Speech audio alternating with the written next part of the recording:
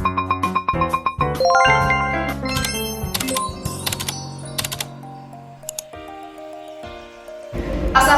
warahmatullahi wabarakatuh. Perkenalkan, kami dari kelompok 6. Di sini kami akan mempresentasikan materi mengenai pemberdayaan. Adapun anggota kelompok kami, yang pertama saya sendiri, Ahmad Yana. Saya Nini Saputri. Saya Numasila. Saya Siti Aisyah. Saya Ahmad Reza.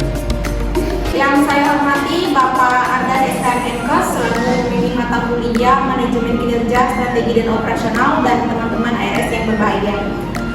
Puji syukur mari kita panjatkan kehadiran Tuhan Yang Maha Esa karena telah memberi rahmat kesehatan kepada kita sehingga kita bisa berkumpul bersama-sama di kelas ini untuk memulai perkuliahan. Sebelumnya perkenalkan saya Ahmad Yana bertindak sebagai moderator pada kelompok saya.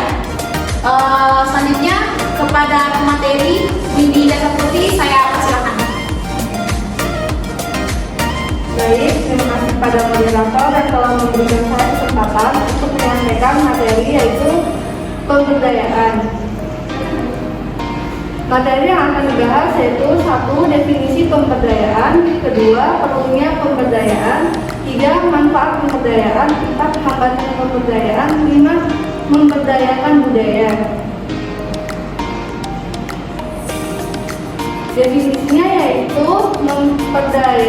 pemberdayaan secara umum diartikan lebih berdaya dari sebelumnya, baik dalam hal wewenang, tanggung jawab maupun kemampuan individual yang memilikinya. Sumber daya manusia yang diartikan daya yang bersumber dari manusia. Daya yang bersumber dari manusia ini dapat pula disebut tenaga atau kekuatan, energi maupun power yang melekat pada manusia itu sendiri.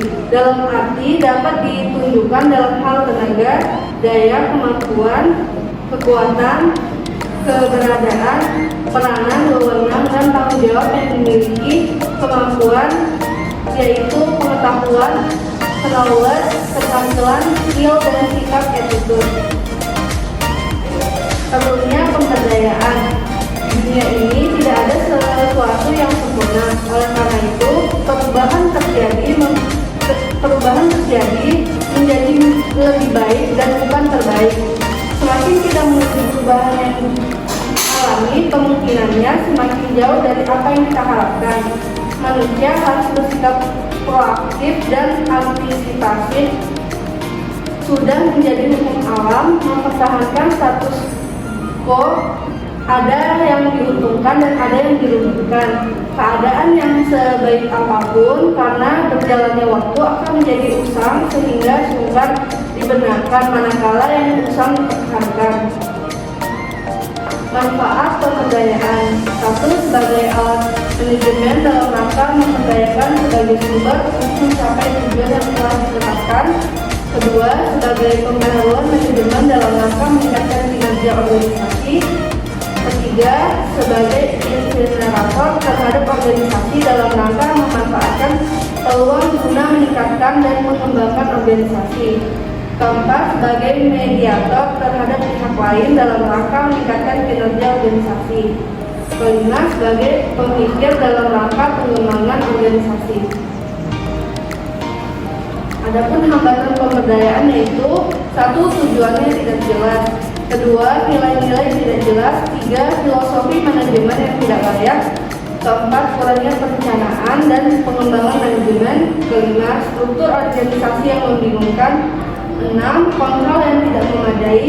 7. Rekrutmen dan seleksi yang tidak tepat. 8. Imbalan yang tidak adil. 9.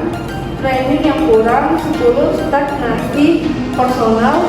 11. Komunikasi tidak berjalan lancar. 12. Tim kerja yang tidak berjalan baik. 13. Motivasi rendah. 14. Ada kreativitas rendah. Memperdayakan budaya. Memperdayakan adalah pemberian tanggung jawab dan wewenang dari atas kepada pegawai yang melibatkan adanya sharing informasi dan pengetahuan untuk memadu dan mengembangkan pegawai dalam bertindak sesuai dengan tujuan organisasi yang dinyatakan dalam satu skor sebagai tolak ukur. Adapun menurut Kondang P. Siagian tahun 2021, dalam menyelenggarakan fungsi para anggota organisasi harus berdaya, yaitu satu, diperlukan sebagai orang yang memiliki rasa tanggung jawab yang besar. Kedua, diajak serta dalam pengambilan keputusan, bukan hanya menyangkut pekerjaan dan jabatan, akan tapi juga meliputi berbagai kehidupan organisasional pada umumnya. Tiga, melakukan pekerjaan yang menarik, menantang, dan identitas yang jelas. Keempat, adanya kebebasan bertindak, menyusun rencana, menentukan sasaran, menyusun jadwal penyelesaian pekerjaan, menentukan sendiri cara penyelesaian masalah yang akan dihadapi. Kelima, kesempatan pengembangan potensial yang dimiliki menjadi kemampuan aktual operasional yang efektif sehingga kinerja meningkat. Pendekatan psikologika pemberdayaan atau psikologika empowerment. Pemberdayaan menurut Cruz and Edge diukur melalui 3 dimensi, yaitu 1. Personal influence, pengaruh pribadi, yaitu sejauh mana individu memiliki pilihan yang berkenan dengan perilaku mereka sendiri. Kedua, self-efficient, keefektivitas diri, yaitu sejauh mana karyawan mempunyai keyakinan untuk melaksanakan kerja secara tuntas.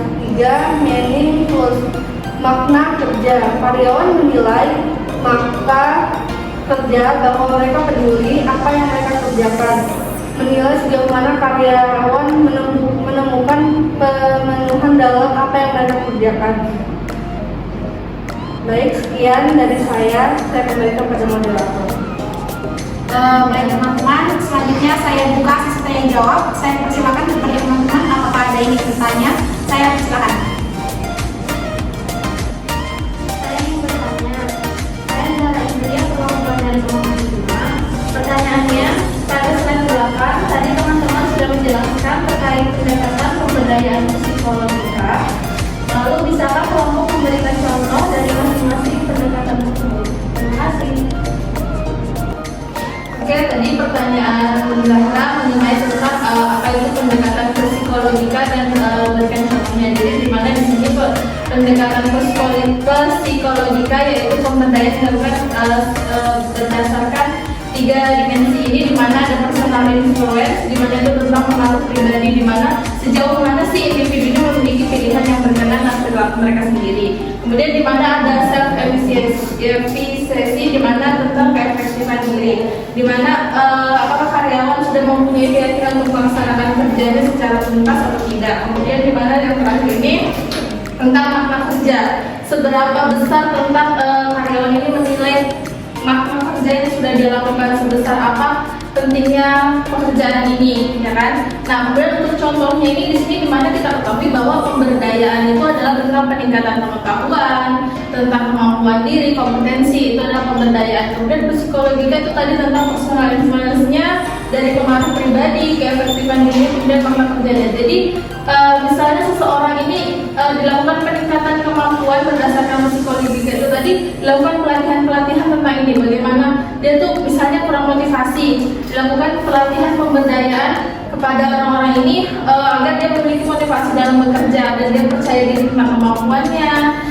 Biasanya orang-orang itu sebenarnya punya kemampuan tapi dia tidak percaya diri. Nah, bagaimana di dalam organisasi, di dalam sebuah perusahaan itu bagaimana kita bisa sebagai pemimpin, sebagai seorang manajer atau pemimpin di organisasi itu bisa mendukung mereka, dilihat dari psikologikanya, dari pengaruh-pengaruhnya tadi yang mempengaruhi dari pribadi mereka sendiri. Itu sih dari saya. Mungkin Zahra ada yang mau ditanggapi atau sudah cukup? Terima kasih. Kembali.